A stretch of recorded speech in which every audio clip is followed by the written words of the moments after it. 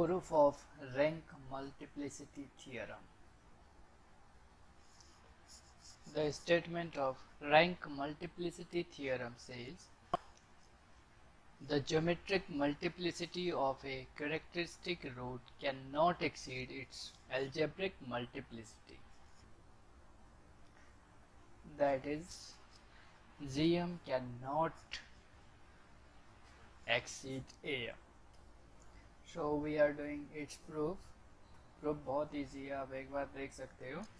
Let A be a square matrix of order n and lambda be an eigenvalue of matrix A with geometric multiplicity m.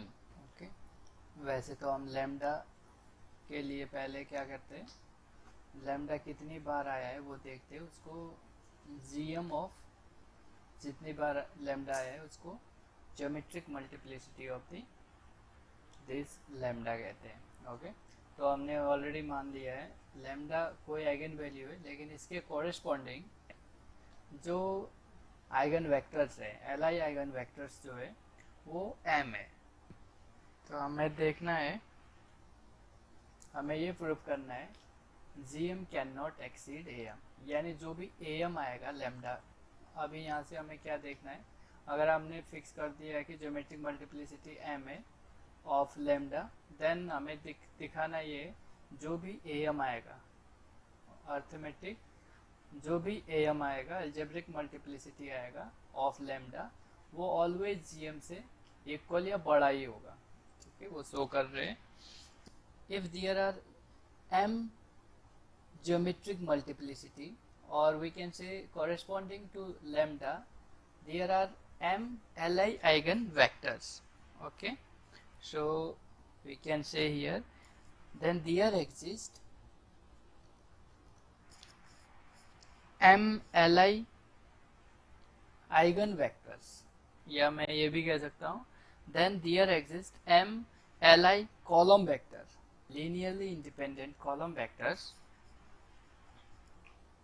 x1, x2 and so on xm.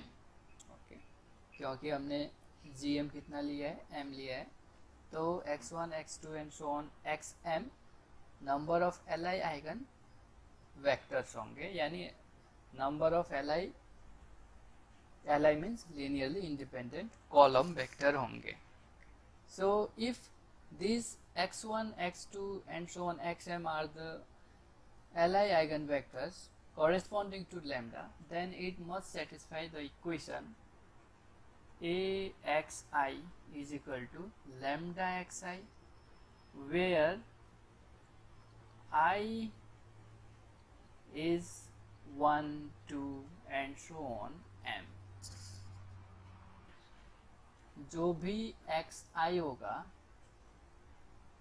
इस format का होगा. आप इसको देख लीजिए, column vector x1i, x2i and so on x and i. Okay, ये होगा क्योंकि A is the square matrix of order n. तो अगर xi A इंटू xi हमें लिखना है, तो अगर ये A xi कंपेटिबल होना है, मल्टीप्लिकेशन को कंपेटिबल होना है, तो xi का ऑर्डर क्या होना चाहिए, n क्रॉस 1. तो n क्रॉस 1 है, कॉलम फॉर्म में लिखा है, तो इसमें इस टाइप के एलिमेंट होंगे. xi जो कॉलम होगा वो क्या होगा, x1i, x2i and so on xni. It means x1 क्या होगा, x11, x21 and so on. इस तरीके से थोड़ा सा इसको प्रूव करने के लिए मैं लीनियर अलजेब्रा के वेक्टर स्पेस का यूज़ करूँगा. आपको समझ में आ जाना चाहिए क्योंकि नॉर्मल चीज़ यूज़ करूँगा. अदरवाइज आप इसका प्रूफ यहाँ पे स्किप करके जब वेक्टर स्पेस हम करेंगे उसके बाद भी आप कर सकते हो. ठीक है, तो सिंपल सा है, ये सिंपल प्रूफ है इसलिए मैं करा दे रहा हूँ.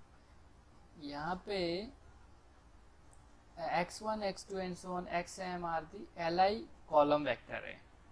Okay? since x1 x2 and so on xm are linearly independent, then by extension theorem, extension theorem कहता है वेक्टर स्पेस में कोई भी L subset can be extended to its basis.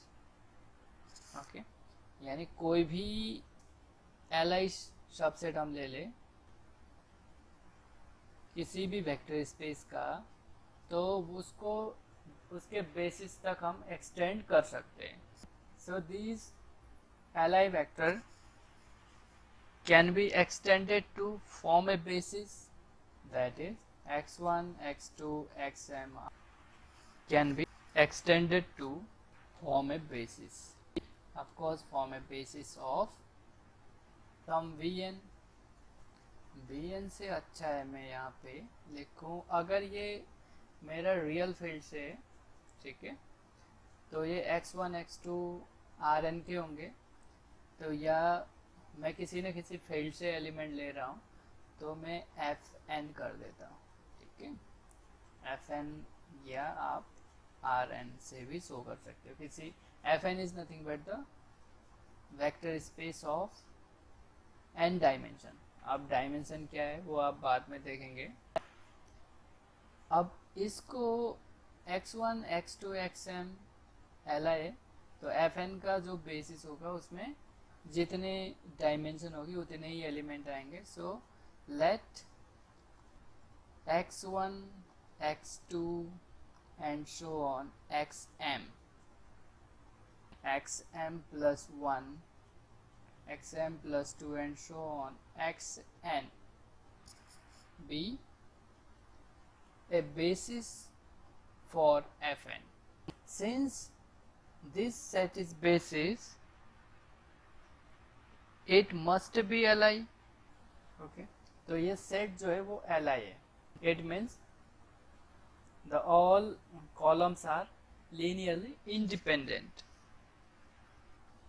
Therefore, if we construct a matrix P having the columns are the Li eigen vectors x1 x2 xm xm plus 1 xm plus 2 and so on xn,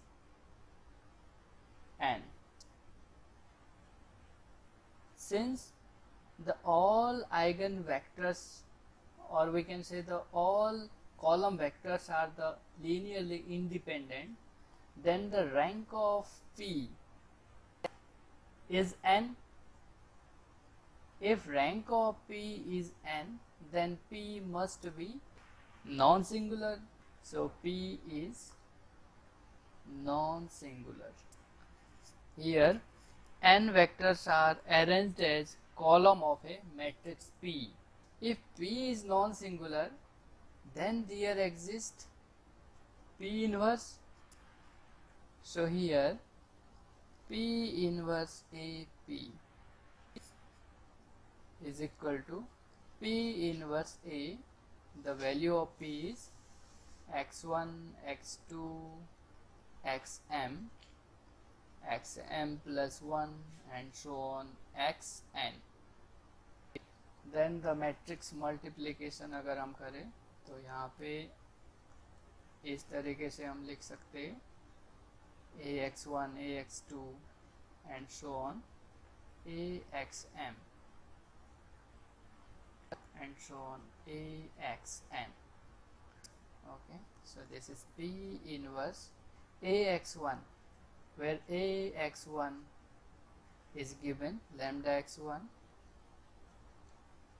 ax2 is given lambda x2 and so on axm is given lambda xm, and next is axm plus 1 and so on axn। इनकी value हमें नहीं given है, ठीक है, केवल हमारे पास ये भी गिवन थी axi is equal to lambda xi I varies from 1 to m. Okay, again आप p इनवर्स से मल्टीप्लाई कर दीजिए इसको. p inverse is nothing but the adjoint of p upon determinant of p. सो जब आप इसकी मल्टीप्लाई करोगे, हम ऑलरेडी ये कर चुके हैं, a into adjoint of a is always equal to a determinant of a into identity matrix of order n. तो जब आप इसको मल्टीप्लाई करेंगे, यानी p इनवर्स टू इनको मैट्रिक्स एक कॉलम मैट्रिक्स को, जब आप adjoint of p upon determinant of p की मल्टीप्लिकेशन इनके साथ, इस मैट्रिक्स के साथ करोगे, तो you will lambda 0 0 and so on 0 up to m तक. फर्स्ट रो वाइज कॉलम हम करते हैं इसको. अगर इन दोनों मैट्रिक्स का मल्टीप्लिकेशन हम कर रहे हैं, तो आप इस वाले रूल को लगा के दिखा सकते हो एल्स आर 0, यहाँ पे लैम्डा आएगा. ठीक है, मल्टीप्लाई होके यहाँ पे क्या आएगा, डिटर्मिनेंट p है, ऊपर भी डिटर्मिनेंट p बन जाएगा, और ये लैम्डा इंटू डिटर्मिनेंट p होगा, वो कैंसिल आउट होके केवल लैम्डा देगा.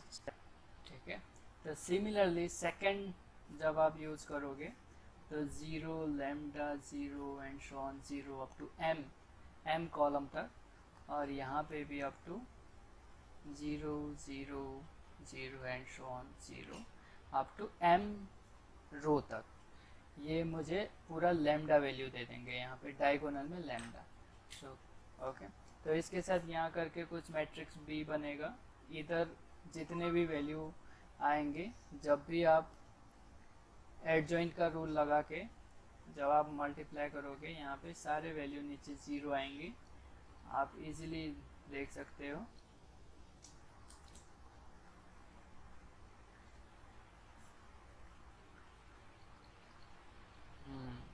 देन यहाँ तक है, यहाँ पे कुछ मल्टीप्लाई होके कुछ दूसरे एंट्रीज आएंगे, may be non zero entries आएंगे. सो इसको मैंने नाम दे दिया. तो यहाँ पे जो एंट्रीज है यहाँ तक, ठीक है, अगर मैं ब्लॉक डायगोनल में लिख कर दूँ इसको, क्या हो रहा है, ये जो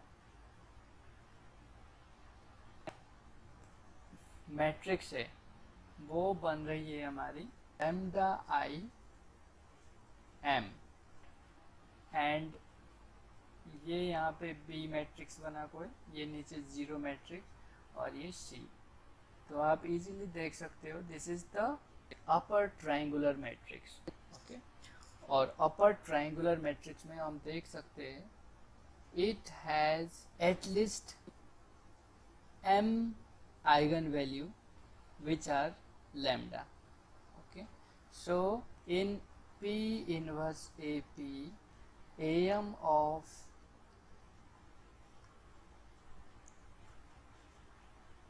lambda is at least m, यानी जो am of lambda है, वो am of lambda जो है वो कम से कम m से तो बड़ा ही है. So what is m? m is gm of lambda, यही मान के चल रहे हैं हम. सो gm of lambda can not exceed am of lambda. Okay, therefore we can say gm cannot exceed am. तो इस तरीके से हम इसका प्रूफ कर सकते हैं gm can not exceed am. और ध्यान रहे am of lambda in p inverse ap में हो रहा है यहाँ पे, तो मैंने डायरेक्ट लिख दिया am of lambda is greater than equal to m, क्योंकि भाई जो eigen value p inverse ap का है लैम्डा, ओके, वही आइगन वैल्यू मेरा ए का भी होगा, ठीक। So eigen value are same in P and P inverse A P. हम ऑलरेडी ये रिजल्ट कर चुके हैं, यहाँ से भी डायरेक्ट कर रहे हैं, और हम ऐसे भी कर रहे हैं कि हम जो लैम्डा पकड़ के चल रहे थे, ये लैम्डा किसका है, एक्चुअली में ये लैम्डा ए का ही है। सो वो ऑलरेडी यहाँ पे आ गया, तो मैं डायरेक्ट भी बोल सकता हूँ भाई A M of lambda is at least m, so we can say gm cannot exceed am for eigenvalue lambda. So next एक प्रॉब्लम देख लेते हैं। A and B are two square matrix of order 100 and rank of A is 62 and rank of B is 64. The number of zero eigenvalues of AB will be at most 36, B at most 38, C at least 38, D at least 39। सो एक बार आप video को pause कर लीजिए और इसका solution आप बता दीजिए क्या होगा। तो यहाँ पे गिवन क्या है, रैंक ऑफ ए 62 है, रैंक ऑफ बी 64 है, and the matrix are of order 100, दोनों का ऑर्डर है 100। सो रैंक ऑफ ए अगर 62 है तो मैं यहाँ से इजीली बता सकता हूँ the number of zero eigen values कितने होंगे, okay, number of zero eigen values at least कितने होंगे वो यहाँ पे मैं बता सकता हूँ। सिमिलरली यहाँ पे भी बता सकता हूँ number of zero eigen values at least कितनी होगी। सो नंबर ऑफ ए और बी के अगर पूछे तो डायरेक्ट कर सकते हैं, बट यहाँ पूछा है ए बी का। So rank of A B, rank of AB is always less than equal to rank of A comma rank of B. Rank of AB is always less than equal to minimum of rank of A is 62 and rank of B is 64. So minimum is the 62. So rank of AB is less than equal to 62. तो जो भी rank होगा AB का वो 62 या कम होगा, ठीक है। तो 62 एंड 62 से कम है, इसके ऊपर वाले जितने भी आइगन वैल्यू होंगी वो जीरो होंगी, डेफिनेटली वो तो जीरो ही होंगे। यहाँ से ये कंफर्म होता है। सो आप देख सकते हो यहाँ पे, so number of zero eigen values of A B is at least 100 minus 62, 38. So our answer is option C. So at least 38 तो होंगे ही होंगे। तो यहाँ पे हम एक फार्मूला भी बना सकते हैं, am of 0 in AB is always greater than equal to maximum of n minus rank of A and n minus rank of B। Next में हम करेंगे कैले हैमिल्टन थियरम।